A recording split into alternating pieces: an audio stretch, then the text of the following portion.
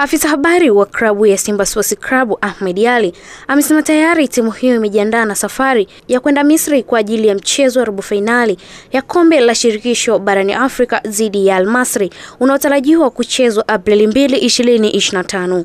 Akizungumza na waandishi wa habari leo, Ahmed amesema kikosi kitaondoka nchini alfajiri ya tarehe 28 kuelekea Misri. Wachezaji wetu waliokuwa Taifa Stars wataungana na timu nchini Misri. Kamara na Mukwala tayari wamewasili nchini kujiunga na wachezaji wenzao kwa ajili ya maandalizi ya safari. Kila mwana Simba atambue kwamba pamoja na mipango tulionayo, lazima tujipange, lazima tujiandae, na hasa kama timu yenyewe inatokea Misri. Ukiangalia michuano ya Afrika ilivyo, utatambua kwamba Misri ndio nchi inayoingiza timu 4 kwenye robo finali. Tunakwenda kucheza na Al Masry tukijua tunakwenda kucheza mechi ngumu kweli kweli, lakini dhamira tuliyojiwekea ni kufuzu nusu finali.